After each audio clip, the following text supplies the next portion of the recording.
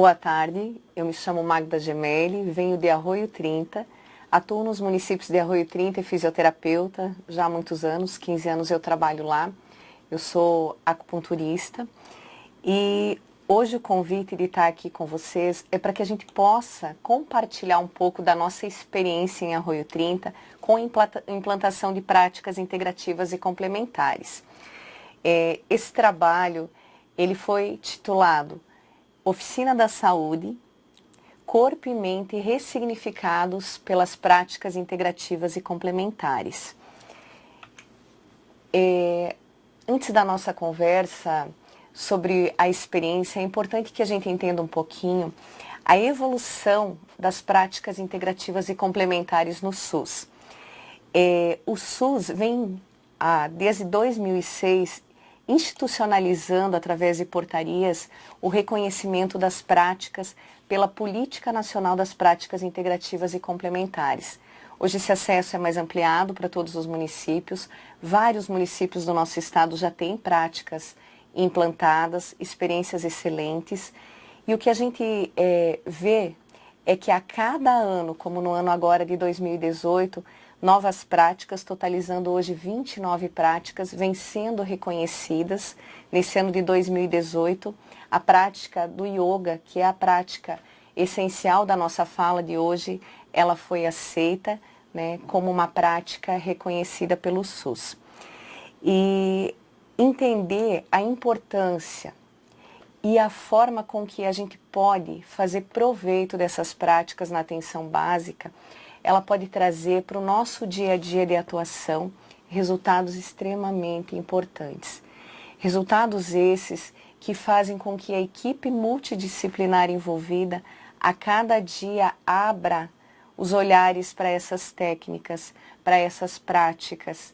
Então, a gente traz para vocês um pouquinho da nossa história de Arroio 30, que é um pequeno município lá do meio oeste, né? Nós temos em Arroio 30 cerca de 3.600 habitantes. É uma cidadezinha pequena, né, de origem italiana, 90% da nossa população é de origem italiana, e é uma cidade que sobrevive do agronegócio. Lá em Arroio 30, a nossa demanda, a nossa dificuldade de atuação, lá no início do nosso trabalho em 2013, era justamente os acometimentos crônicos degenerativos e os acometimentos emocionais.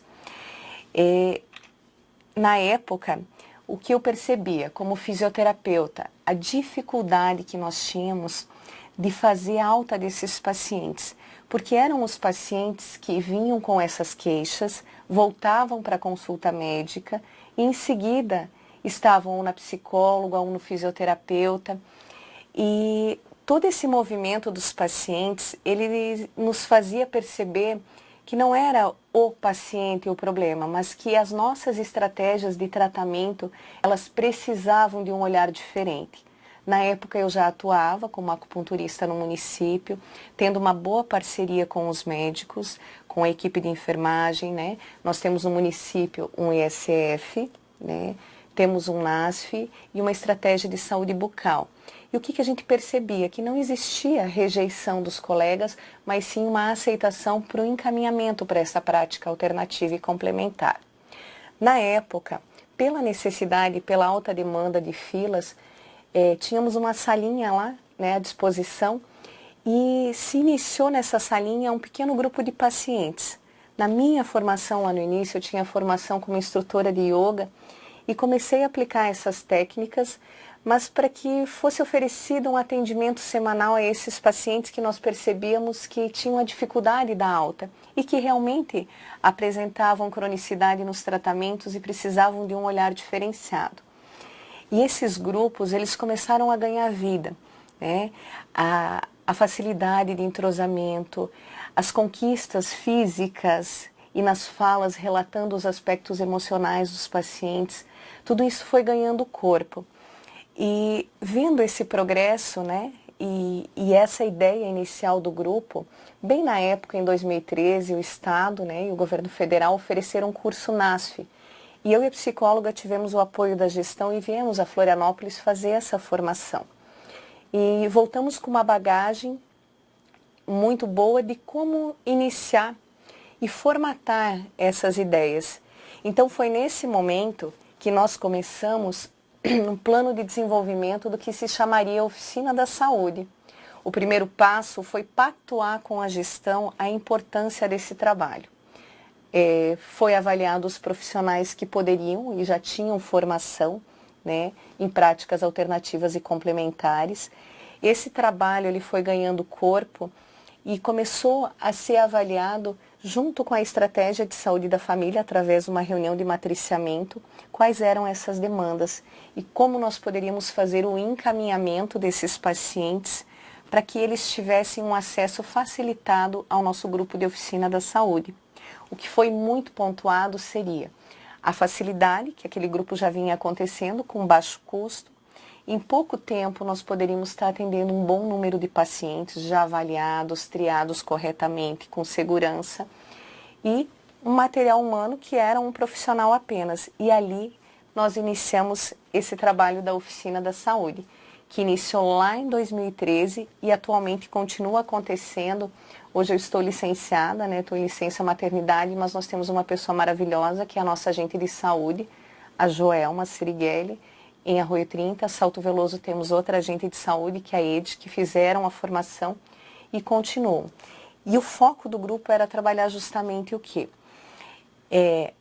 Dar continuidade a um tratamento que se buscasse trabalhar os aspectos biopsicomotores desse paciente. Eu iria além do aspecto motor, eu trabalharia com ele os aspectos emocionais. Para quê? Para que eu objetivasse dar para ele ferramentas para que ele conhecesse e entendesse da onde vinha aquela dor lombar. Eu não poderia, de repente, estar mostrando para aquele paciente que estudos científicos relatam que pacientes que não dormem bem têm dor lombar crônica e que muitas vezes é a insônia a causa maior da dor lombar e não um movimento mecânico apenas. E para que esse movimento acontecesse, o que eu precisava entregar para o meu paciente?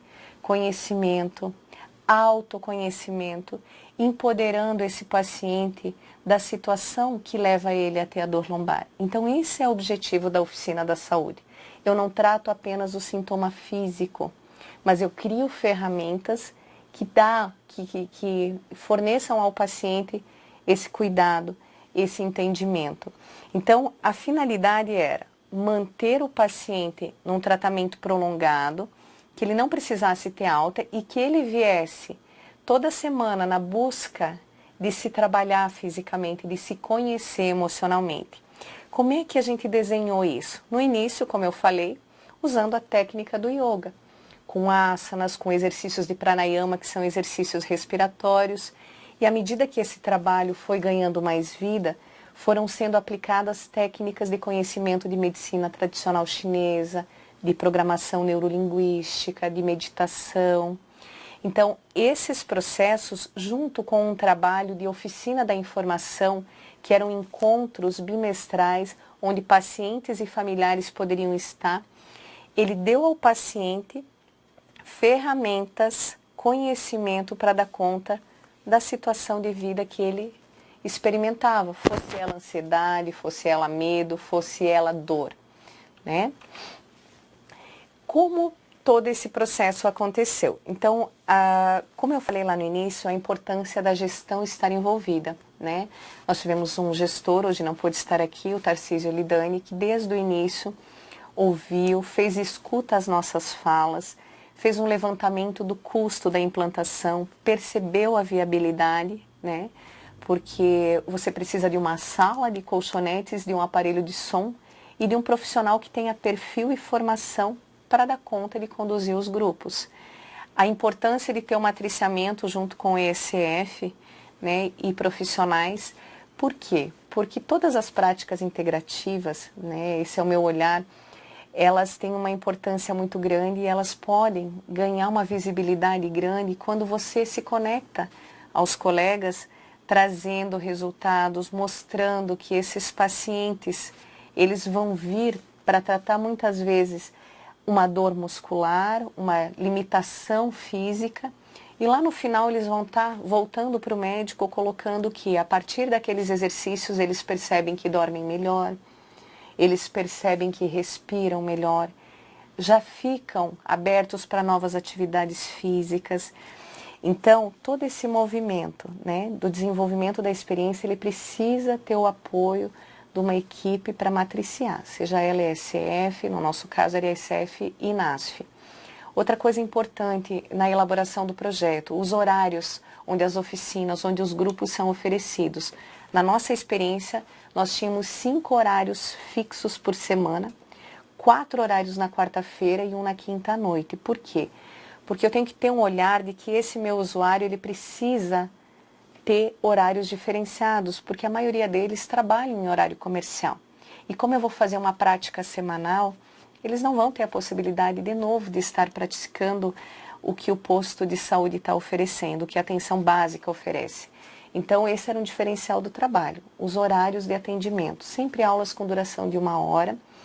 E dentro do nosso trabalho, uma vez por mês, nós tínhamos uma parceria, temos até hoje, com a assistência social, onde os alunos, as mães que participam do CRAS, vão para essas aulas mensais e lá nós fazemos também planilhas específicas com temas de amorosidade, gratidão, perdão, e elas participam também da oficina de saúde.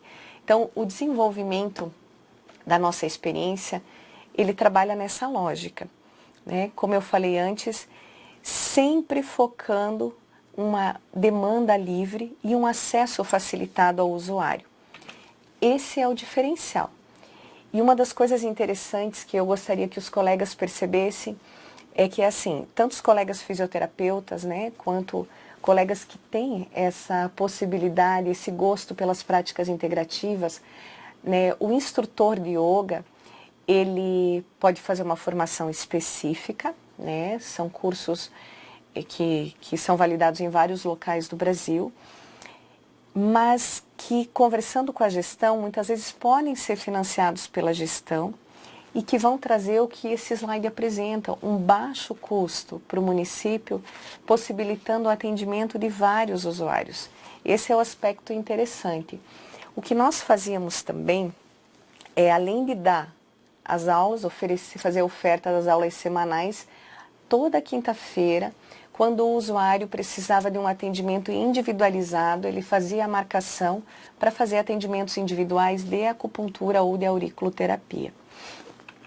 Nessas estratégias de trabalho, é bem importante que se perceba o seguinte: o usuário chega na atenção básica, ele pode ser encaminhado, o fluxo de encaminhamento, por qualquer um dos colegas profissionais, ele é avaliado pelo fisioterapeuta ou pelo profissional que nesse momento está, né, conduzindo o grupo. Caso haja qualquer necessidade de avaliação ou reavaliação médica, ele é reencaminhado e assim ele inicia o grupo. No formato dessas aulas, como eu digo para vocês, lá no início nós começamos de uma forma discreta, apresentando os pranayamas, as posturas corporais, e à medida que essas aulas foram ganhando corpo, por exemplo, dentro da programação neurolinguística, naquela aula nós trabalhávamos a questão da ansiedade.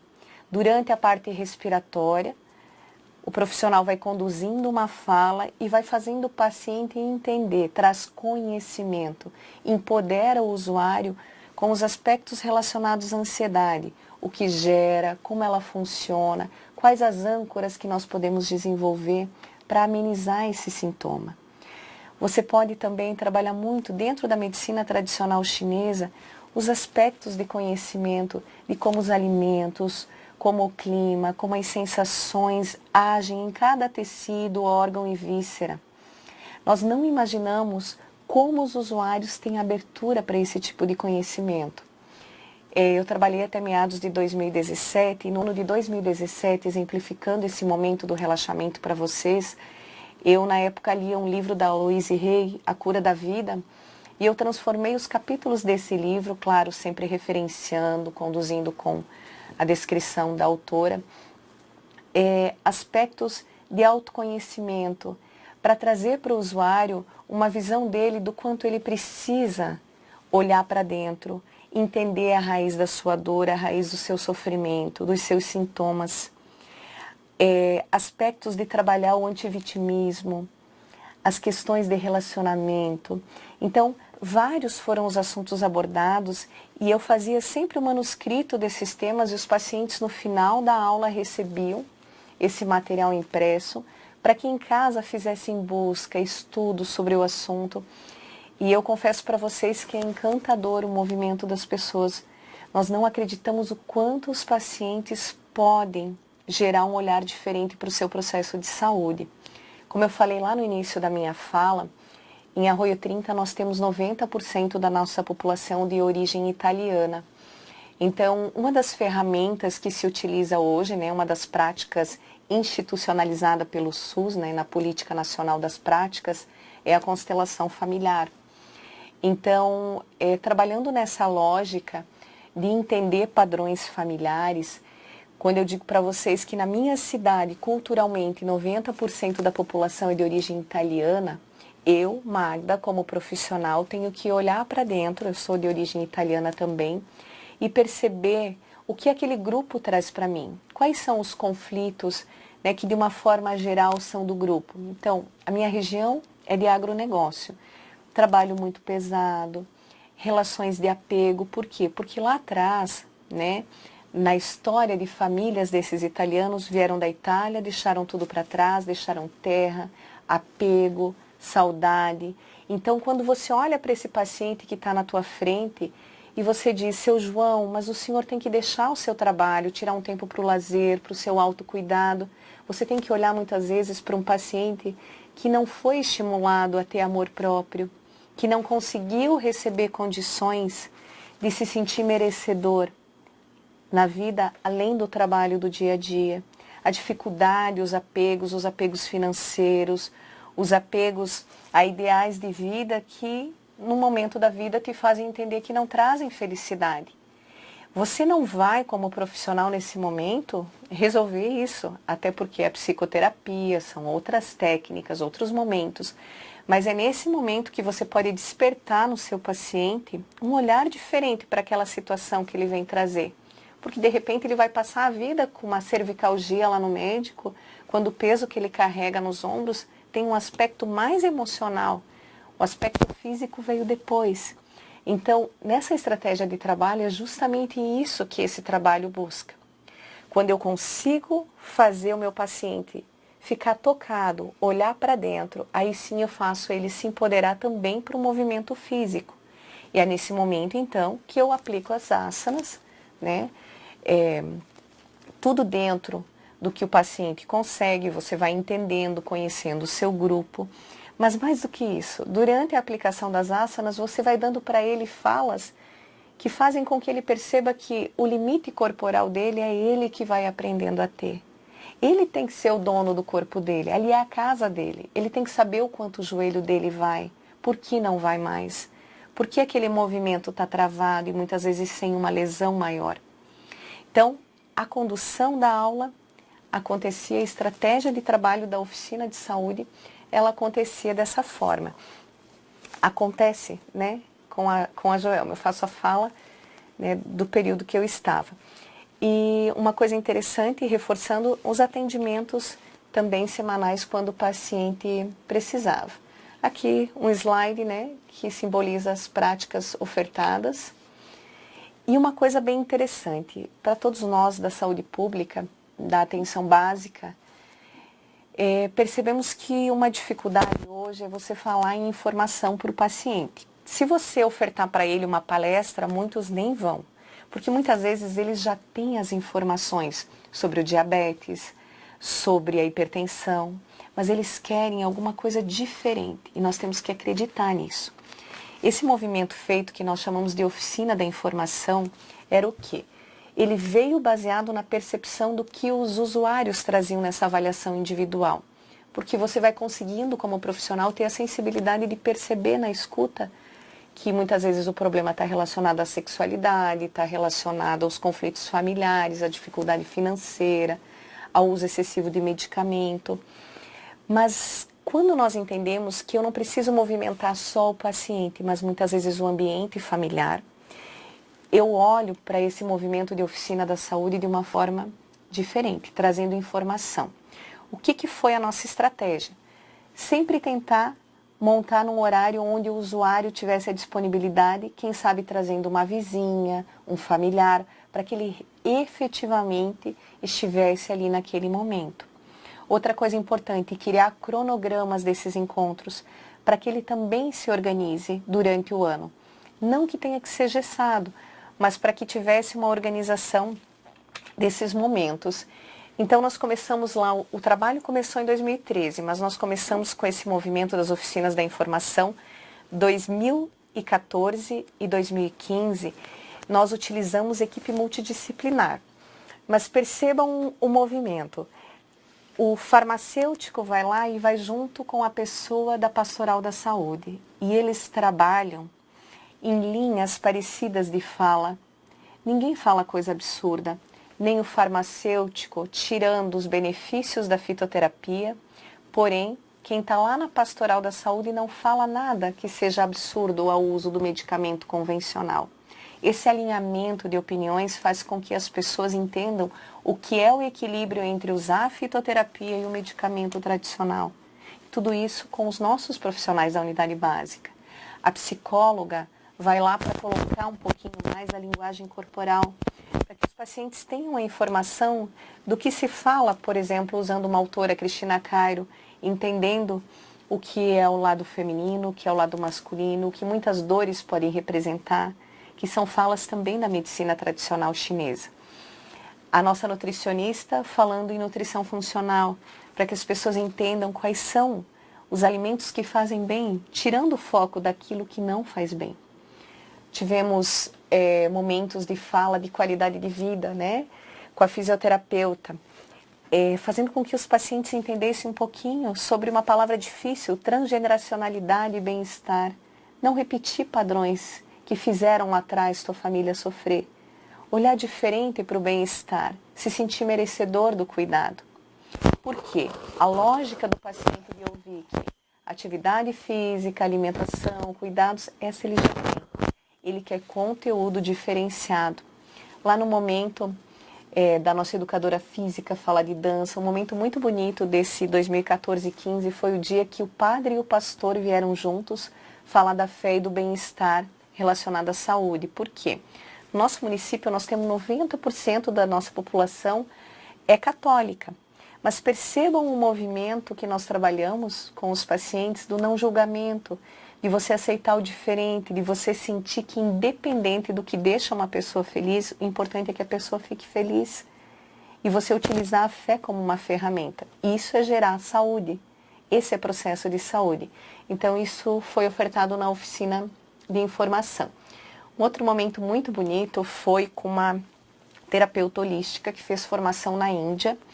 E essa terapeuta fez um convite para que todos os pacientes levassem flores para o dia do encontro. E ela construiu uma grande mandala de flores. E nesse momento ela trabalhou justamente essas memórias que eu coloquei para vocês antes da cultura italiana, né? Memórias de apego, memórias de não merecimento, memórias de falta, para você entender que o ter é ser. Então foi um momento muito lindo que muitos pacientes até de uma idade um pouquinho mais avançada se emocionaram muito, olharam para dentro. E nesse mesmo ano nós fizemos um encerramento, 2015, com um amigo secreto diferente. E por que comentar isso? Para que a gente pense em alternativas diferentes na saúde pública, que você toque o paciente. Cada paciente tinha que levar alguma coisa que tirasse da natureza e que tocasse o outro. Então você olhar um paciente de 70 anos olhando, contemplando a beleza de uma flor, por quê? Porque você volta o teu olhar que a simplicidade é o que traz a alegria na vida.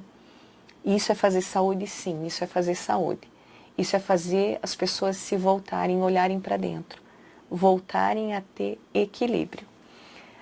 Mais para frente, nós já tivemos da gestão um incentivo a mais, que foi o incentivo de trabalharmos com a contratação de um profissional. Nesse ano todo nós trabalhamos com um profissional, essa mesma profissional que ficou na Índia há muito tempo, e ela trouxe um olhar oriental para questões do nosso dia a dia. Então foram 5 oficinas marcantes. A primeira foi de amor próprio, a segunda foi sobre relacionamentos, a terceira foi sobre a arte de dar e receber, a quarta, que eu vou comentar um pouquinho, foi sobre a arte de escutar. Eu participei de todas as oficinas e essa oficina mexeu muito comigo porque no dia a dia a vida está num ritmo tão alucinante para todos nós, são tantas responsabilidades, né?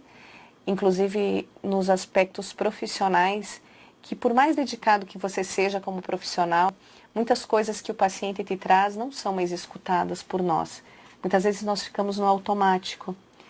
E nesse momento, dentro da cultura oriental, ela trouxe a importância de você fazer uma escuta diferenciada, seja no teu ambiente familiar, no teu ambiente profissional, e a importância disso para o teu processo terapêutico.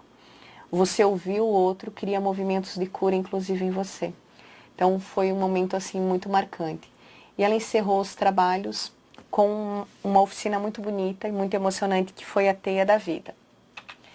Lá no ano de 2017, fomos além, né? Eu vou até citar aqui, hoje ela trabalha em Lages, é psiquiatra lá, mas foi uma grande médica que nos acompanhou em Arroio 30, a doutora Inês Gulich, apaixonada pela saúde pública. E ela falava muito das questões que nós precisávamos movimentar, e uma delas era a questão da afetividade e da sexualidade. E nesse ano a gestão apoiou, foi feito um processo mais complexo de contratação e 3 profissionais trabalharam aspectos cartesianos e aspectos holísticos desses 2 assuntos tão importantes com os pacientes. Nesse momento, as oficinas da informação traziam casais, né? Vinha marido, mulher, podia trazer outras pessoas, vizinhos. E eu confesso para vocês que trabalhar, movimentar aspectos desde a primeira infância relacionados à afetividade, porque ali os profissionais trabalharam os aspectos de primeira infância, no caso das mulheres, os aspectos desde a primeira menstruação, quão pouco foram as informações repassadas relacionadas a essas informações, quantos traumas, quantos medos relacionados e o quanto na vida adulta essa pouca afetividade com filhos, com maridos com esposas, o quanto a vida sexual interfere no funcionamento da saúde da família. E todos esses momentos gerados nessas oficinas da informação da sexualidade e da afetividade trouxeram feedbacks dos pacientes incríveis, que assim realmente é quem estava presenciando para ver o quanto os nossos pacientes têm de necessidade de ter esse contato. Nesse momento, nesse ano, nesse meado de 2017, eu trabalhava o Tantra Yoga. Por quê? Porque eu já estava ensinando eles na condução da fala, na aula física, a entender, a liberar, a soltar muitos bloqueios que fisicamente geravam limitações, mas por conta, muitas vezes, de grandes traumas emocionais relacionados a esses assuntos. Diante de todo esse trabalho, o que a gente percebe? Né? Lá no início, em 2013, nós não aplicamos questionários validados, nós não pensávamos em tornar isso um trabalho científico. Então, muitos dados, eles são dados sugestivos, né? Mas que podem mostrar para nós que realmente é um trabalho que deu certo. Em 2013, nós tínhamos 12 alunos em um grupo. Lá em 2017, ali marca-se 5 grupos, mas com o do CRAA são 6, em torno de 176 alunos. O que isso mostrou para nós? Tá? Uma desistência muito pequena e uma melhora muito importante da parte motora. Tanto que o feedback dos pacientes eu não quero parar de fazer o exercício. E um autoconhecimento muito, muito importante. Essas são fotos de momentos marcantes, esse trabalho nós apresentamos em Brasília. E como foi monitorado e o que se percebeu? Diminuição dos sintomas, né? Nós vamos mostrar depois a diminuição das consultas.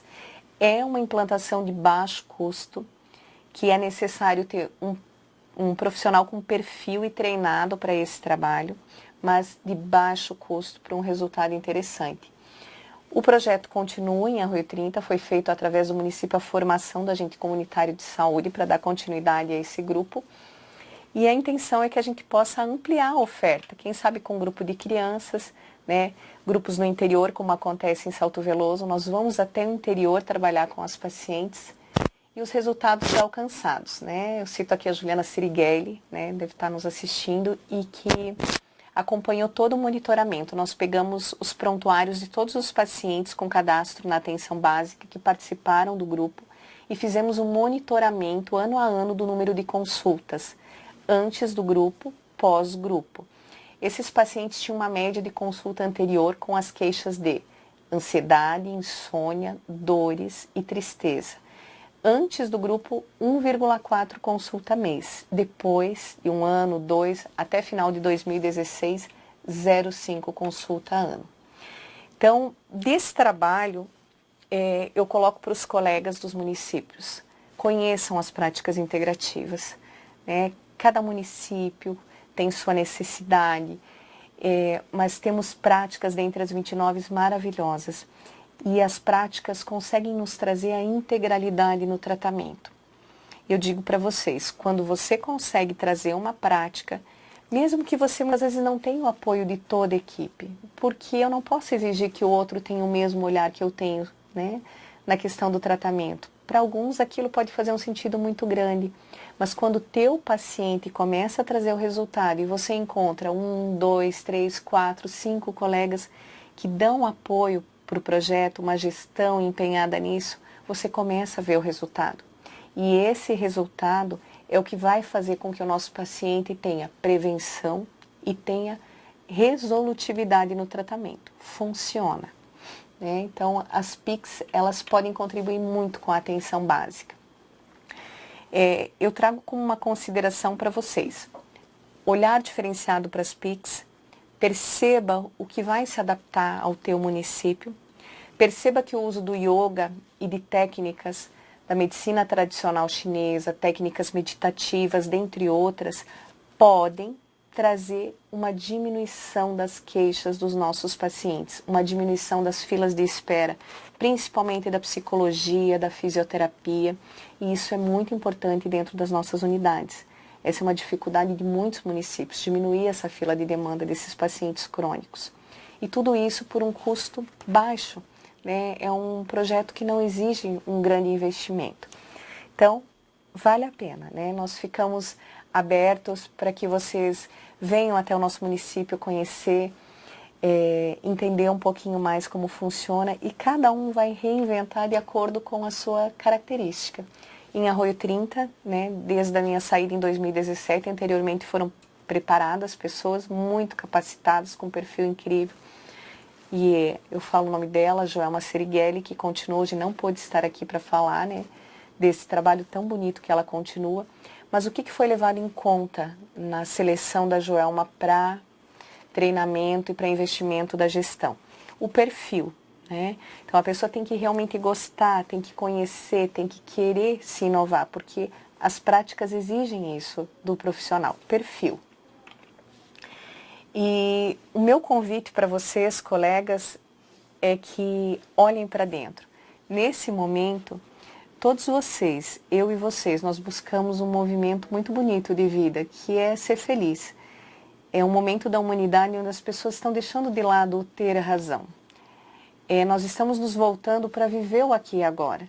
Então, a vida é um sopro, totalmente um sopro, E vale a pena reinventar a saúde pública. Eu estou há 15 anos na saúde pública, sou apaixonada pela atenção básica, pelos pacientes. Temos muitos enfrentamentos, não é fácil. Nessa caminhada nós vamos ter grandes apoiadores, nós vamos ter pessoas que acham que isso não funciona, mas trazendo esse olhar para os nossos colegas, eu vejo que você pode sim fazer uma grande parceria com médicos.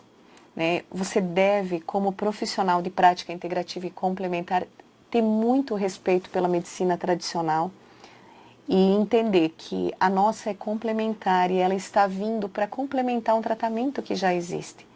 Então não existe oposição, existem linhas que caminham junto. Então experimentem, eu fico agora aberta a perguntas, agradeço ao Djalma, a toda a equipe aqui do Telesaúde. A Gisele não pôde estar aqui, mas é uma grande incentivadora, uma pessoa maravilhosa que nós temos no estado. Então, a toda a equipe, eu fico à disposição, se eu puder tirar alguma dúvida e contribuir. Um abraço grande à gestão de Arroio 30, aos colegas que nos escutam, a gestão e os meus colegas de Salto Veloso também.